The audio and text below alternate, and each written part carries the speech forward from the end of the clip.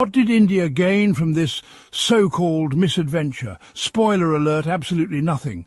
Zilch, nada. The only winner here is Surendra Modi's BJP, which got a temporary boost by whipping up anti-Muslim and anti-Pakistan frenzy. It's like they threw a party for hate and called it patriotism. But here's the thing. Those popularity points are about as lasting as a cheap firecracker. The losses India racked up are about to hit the public like a monsoon flood, and Modi's hero halo is going to rust faster than you can say saffron. The Indian public will soon wake up to the mess their leaders made, and it won't be pretty. Now, let's talk about the real damage, because Pakistan didn't just poke India, it landed a knockout punch. According to reports circulating on social media and backed by Reuters, Pakistan's military turned India's defence into a punching bag.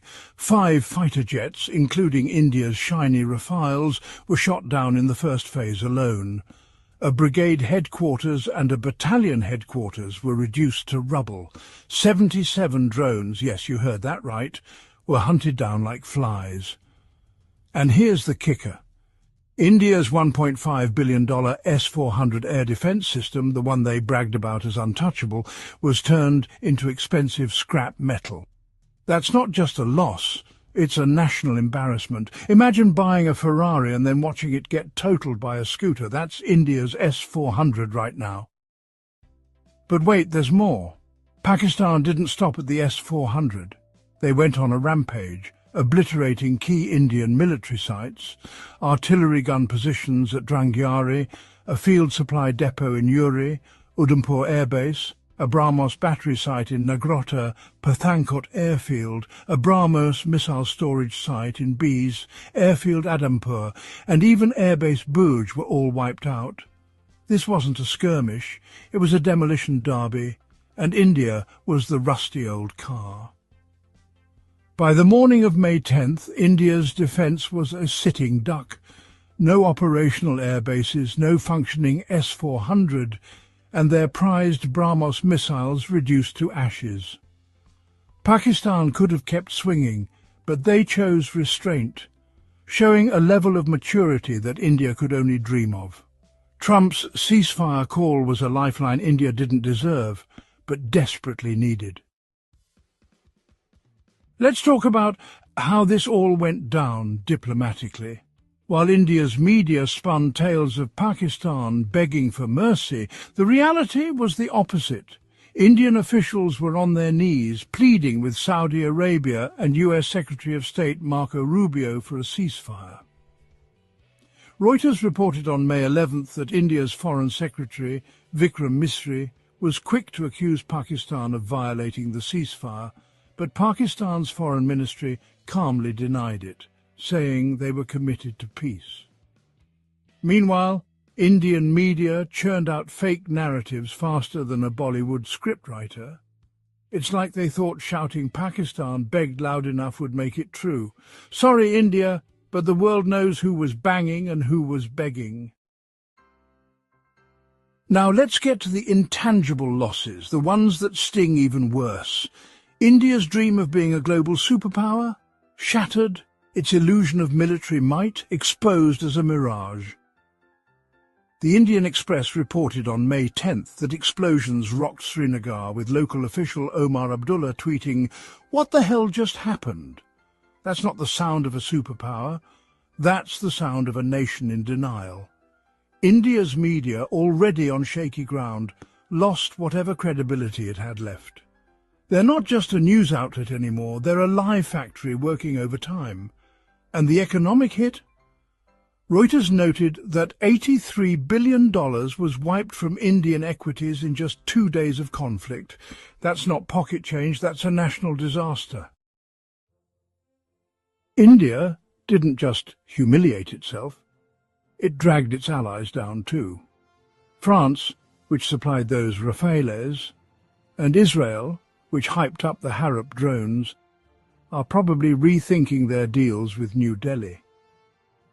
Getting their tech marvels shot down by Pakistan, a country India loves to call cash-strapped, is a slap in the face. And speaking of slaps, The IMF approved Pakistan's loan request right in the middle of this mess, giving India a diplomatic middle finger. While India was busy convincing the world that Pakistan harbours terrorists, the global financial community was like, yeah, we'll take Pakistan's side, thanks.